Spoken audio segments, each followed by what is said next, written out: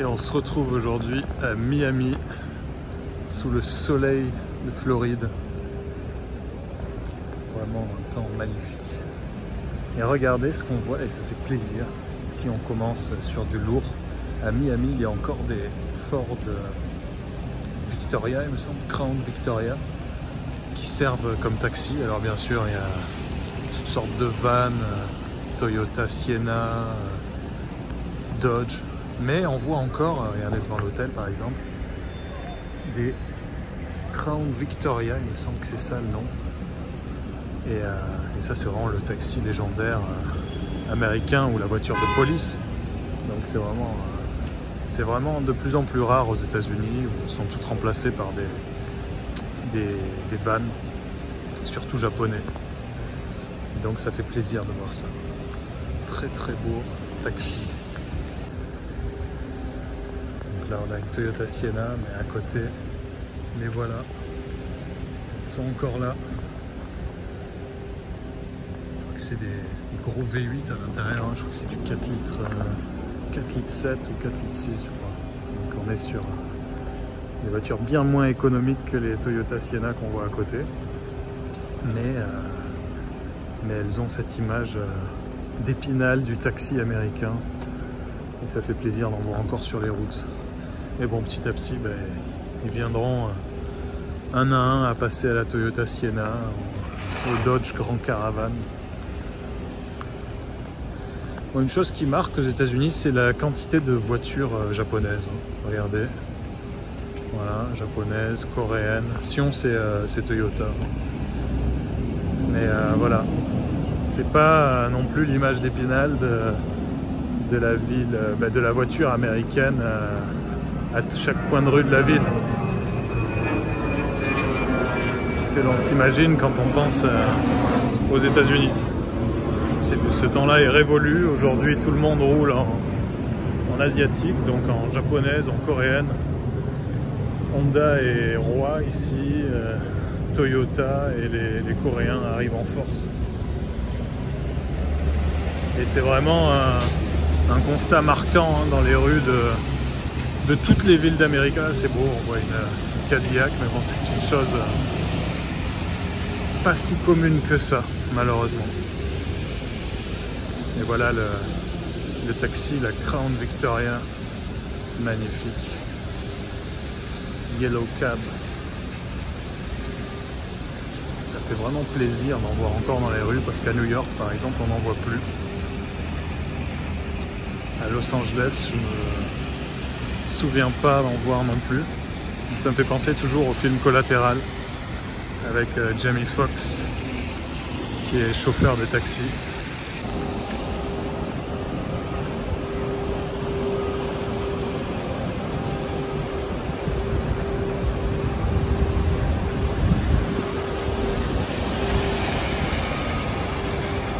Une chose qui plaît beaucoup aux États-Unis aussi, et qui est beaucoup utilisée par les Uber de luxe, c'est Cadillac Escalade, Chevrolet Tahoe. Ces grands vans noirs, ces grands SUV noirs, excusez-moi, qui ont le rôle de nos Mercedes Viano en Europe. Donc c'est du transport de personnalité, du transport haut de gamme à la demande. Et on en voit vraiment beaucoup dans les rues des grandes villes américaines. On voit aussi pas mal d'européennes haut de gamme, donc des Porsche, des Range Rover, des grosses BMW. Mais oui, dans le haut de gamme, il y a quand même encore des marques américaines, notamment Cadillac, qu'on peut croiser assez régulièrement. Mais c'est largement inférieur, leur nombre est largement inférieur au haut de gamme européen, asiatique aussi, avec Lexus, Acura, la marque de luxe de... Ah ben regardez, justement une Genesis G70 il me semble. Acura, la marque de luxe de Toyota, non excusez-moi, de Honda. Et qu'est-ce qu'on a d'autre aussi? On a de l'Infiniti, Genesis, qu'on voit de plus en plus. Regardez ce beau camion américain. Je connais pas la marque exacte.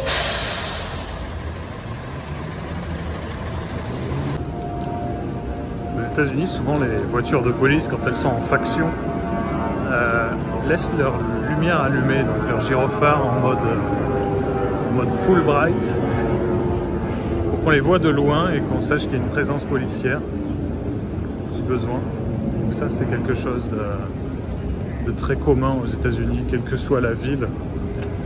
Voilà les voitures de Miami PD.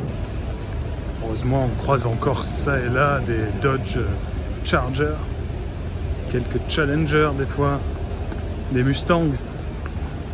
Mais majoritairement, comme je vous le disais, le marché est très asiatique. Une Ford Focus. Non, c'est pas une Ford Focus, c'est pas possible.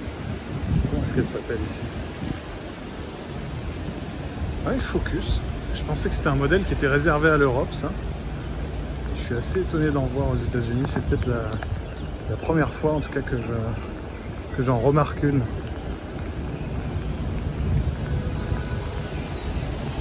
Alors ici, à Miami, la population est très latino. Vous voyez, celui-là est fier de montrer à l'avant qu'il est équadorien. Parce que la plaque n'est pas obligatoire à l'avant, donc on met un peu ce qu'on veut à l'avant. Je pourrais mettre un drapeau français si j'habitais ici, ou n'importe quel signe d'appartenance à un pays, un parti politique, une idéologie. C'est un peu le côté sympa des États-Unis, c'est que on peut afficher un peu ce qu'on veut sur sa voiture, on se la fait pas dégrader. Il y a souvent des gens qui affichent leur sympathie pour un parti, et qui votent pour les démocrates par exemple, les républicains, ou Biden, Harris, quel que soit le point de vue politique. Je pense pas que les gens se fassent dégrader leur voiture pour autant. Là regardez, c'est marrant, on voit une Smart et une Volvo S90 il me semble. Et bien sûr il y a des Tesla, alors des Tesla il y en a beaucoup. Mais ici à Miami, j'en vois beaucoup moins qu'en Californie, où il y en a vraiment partout. À Miami, j'ai l'impression que c'est peut-être qu'il n'y a pas un réseau de superchargeurs très développé, où les gens sont contre la motorisation électrique, qui sait. Qu'est-ce que c'est ça? Ça c'est de la livraison. C'est la première fois que je vois ça. Ça c'est de la livraison à mon avis à domicile, mais il n'a pas l'air de bien s'en sortir sur le chemin. Ou alors il fait un créneau. Monorail qui nous passe au-dessus.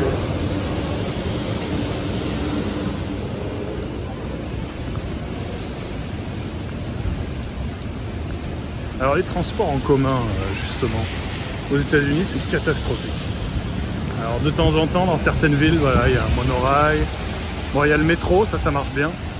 Mais alors à part ça, les bus, c'est vraiment le moyen de transport en fait des gens qui n'ont pas les moyens d'utiliser un autre type de moyen de transport, notamment d'avoir une voiture ou de prendre le taxi.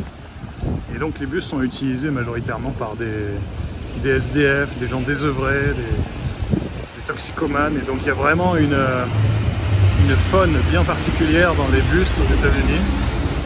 Et les gens qui ont peu d'argent évitent de les prendre justement, car ils sont mal famés. Le service est aléatoire, pour ne pas dire catastrophique. Donc vraiment, c'est pas un moyen de transport qui est utilisé par les masses, on va dire, de la classe moyenne, mais c'est plutôt les masses laborieuses et les gens à problème qui prennent les bus aux États-Unis. Un véhicule qu'on n'a pas en Europe et que j'aime beaucoup, c'est la nouvelle Lexus IS. Magnifique. Et c'est dommage qu'ils aient pas fait une version hybride pour l'Europe parce qu'elle est sublime. On n'en voit qu'aux États-Unis. Une Porsche 718 et une Fiat 500. Et oui, malgré le gigantisme du marché automobile américain, le fait qu'ils aiment les grosses voitures, eh bien la Fiat 500 réussit quand même à trouver sa place, hein, comme la Smart qu'on voyait tout à l'heure. C'est un véhicule qui plaît dans les villes. Voilà, à côté d'un Cadillac Escalade, eh ben, on peut trouver une Fiat 500 de temps en temps. Regardez la différence avec le Cadillac Escalade qui est colossal, hein, qui fait presque 3 fois la longueur de la 500. En termes de voitures européennes petites, entre guillemets, on voit aussi pas mal de Mini, notamment la Mini Cooper qui a la cote ici.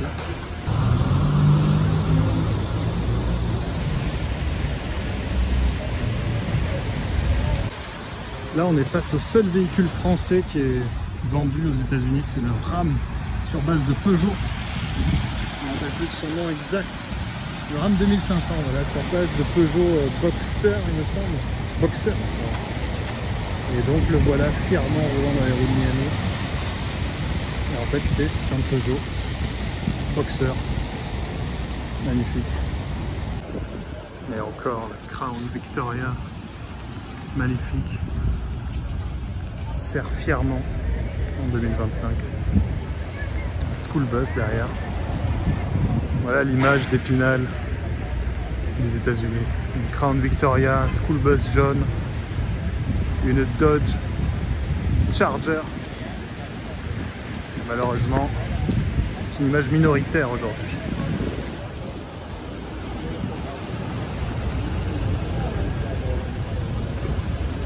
Maintenant, le taxi, c'est un Toyota.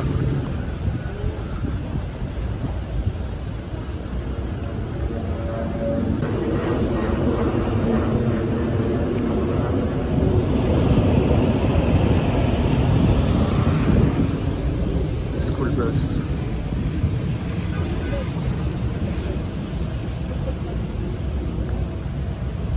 C'est vraiment le school bus comme on se l'imagine.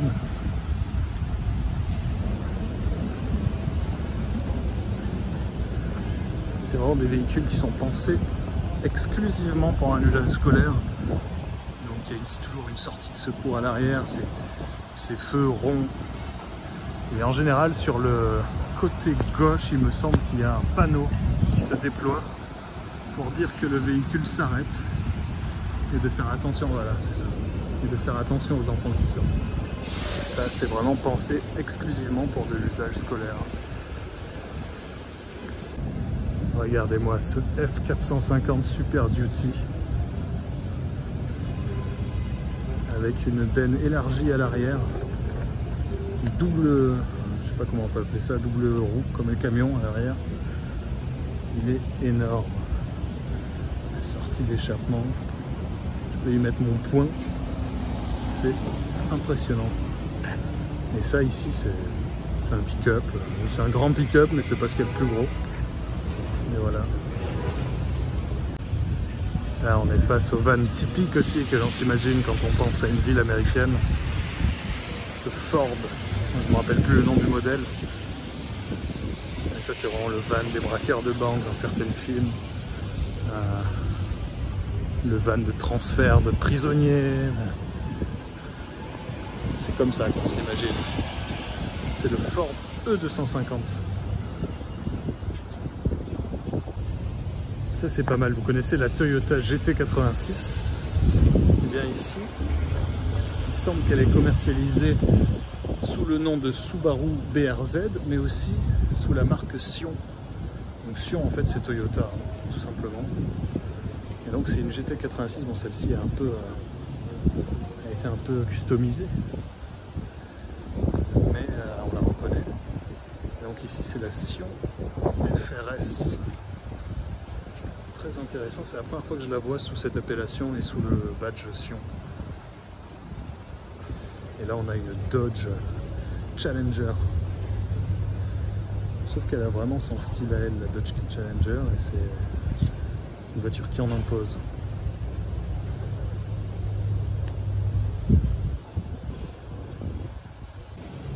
On a aussi une rareté, la Chrysler. On a aussi une rareté devant nous, une Chrysler Crossfire. Donc ça c'est une base Mercedes. Il me semble que c'est une base de Mercedes SLK. Et donc, en fait, c'est une voiture qui a été faite à l'époque où Mercedes et Chrysler étaient associés.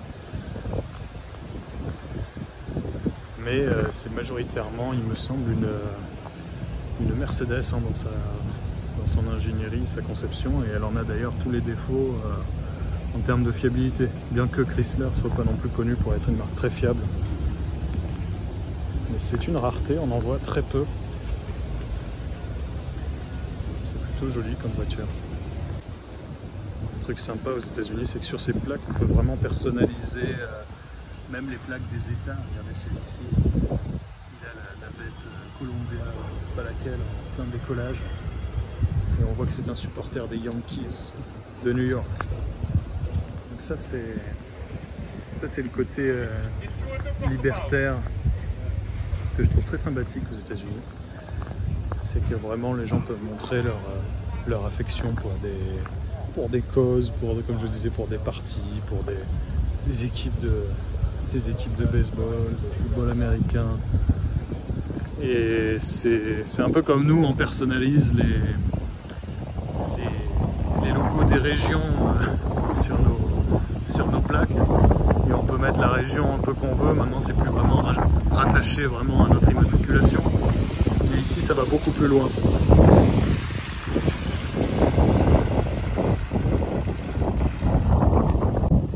Et regardez-moi cette magnifique Hyundai à côté avec les nouveaux codes stylistiques des voitures coréennes actuelles que je trouve vraiment sublime. Regardez-moi cet avant, magnifique. Ça, c'est vraiment, je trouve qu'en ce moment, les Coréens, ils ont quelque chose en termes de design très très fort. Surtout là, sans la plaque à l'avant, c'est vraiment sublime.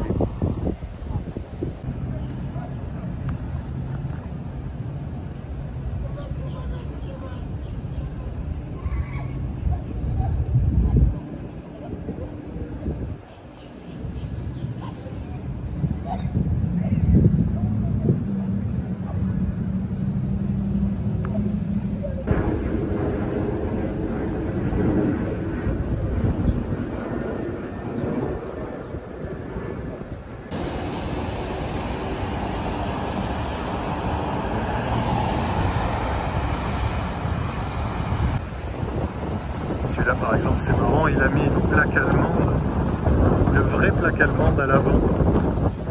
On se croirait en Europe. Mais en fait, à mon avis, à l'arrière c'est bien sûr la plaque des Florides. Voilà. Mais il s'est procuré une plaque allemande pour donner un effet plus européen, plus germanique à la voiture. Ça c'est amusant. J'avais vu ça à Dubaï avec des immeubles qui se construisent avec la marque Bugatti, Mercedes. Mais là, ici à Miami aussi, il y a la Aston Martin Residence. Vous voyez ça, cette tour brandée Aston Martin. Je trouve ça un peu ridicule. Mais bon, s'il y a la clientèle pour, qu'est-ce qu'on peut dire? Et encore une fois, on peut dire cocorico.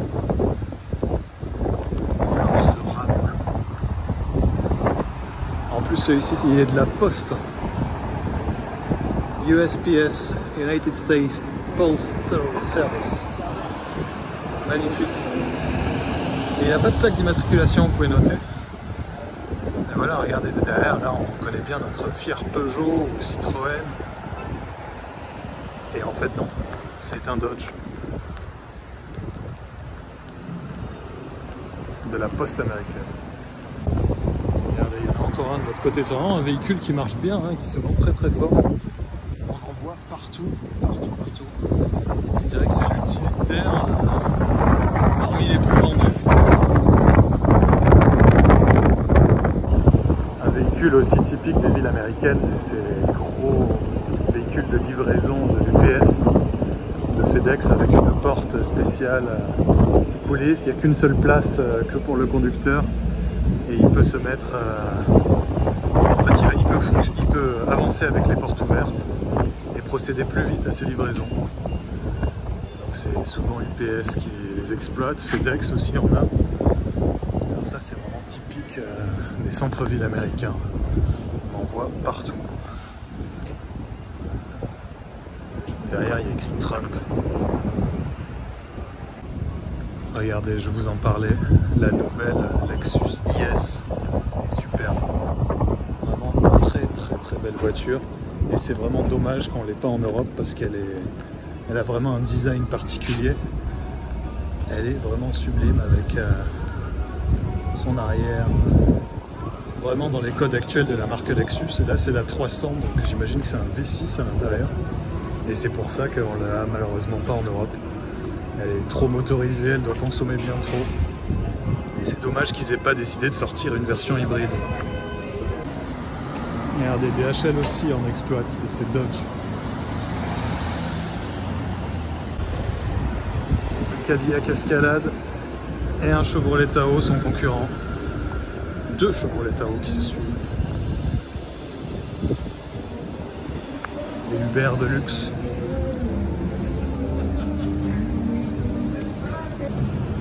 Regardez encore celui véhicule de livraison dont je vous parlais.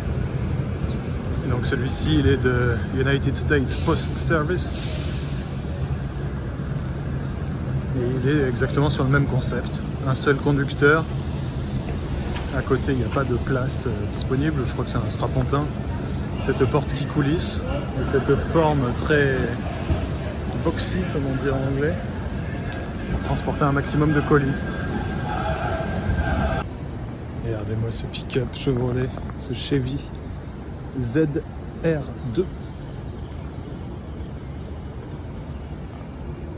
ces énormes roues. Silverado ZR2. Je pense que ZR2 c'est un modèle plus puissant, plus sport. Ça fait plaisir aussi de voir que dans ces états ensoleillés, bon pas aujourd'hui, hein, mais en général, on voit pas mal de Miata. Ça c'est la RF avec son toit en dur, modèle que j'affectionne beaucoup. Et une Chevy Camaro avec sa capote souple.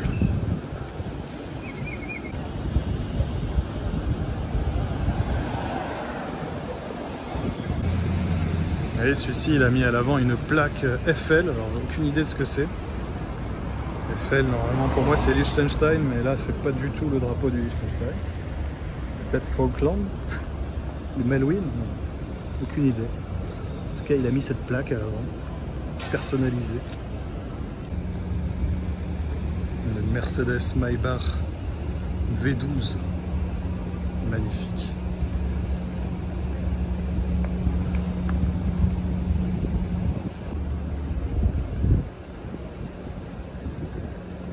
C'est fou de se rendre compte qu'il y a encore des V12. À l'ère de l'hybride, à l'ère des 3 cylindres turbo compressés. C'est vraiment un dinosaure en termes de motorisation et ça fait plaisir d'en voir encore.